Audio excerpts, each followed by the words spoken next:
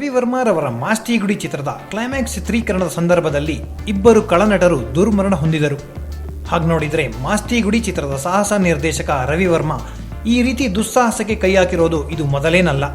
ರವಿ ವರ್ಮಾ ಸಾಹಸ ನಿರ್ದೇಶನದಲ್ಲಿ ಈ ಹಿಂದೆ ಹಲವು ಚಿತ್ರಗಳಲ್ಲಿ ಅವಘಡಗಳು ನಡೆದಿವೆ.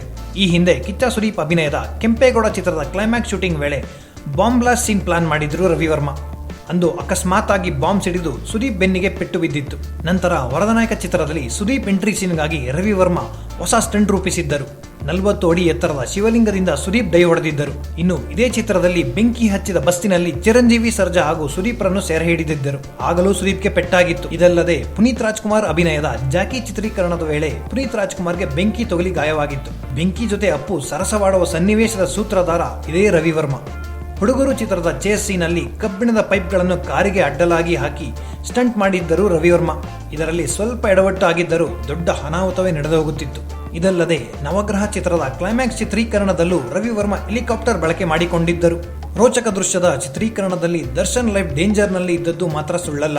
ಈ ಸುದ್ದಿಯ ಬಗ್ಗೆ ನಿಮ್ಮ ಅನಿಸಿಕೆಯನ್ನು ನಮ್ಮ ಕಮೆಂಟ್ಸ್ ಬಾಕ್ಸ್ನಲ್ಲಿ ತಿಳಿಸಿ ಹಾಗೂ ಲೈಕ್ ಮಾಡಿ, ಶೇರ್ ಮಾಡಿ ಮತ್ತು ಸ್ಯಾಂಡಲ್ವುಡ್ ಸೆಂಟ್ರಲ್ಗೆ ಸಬ್ಸ್ಕ್ರೈಬ್ ಮಾಡಿ.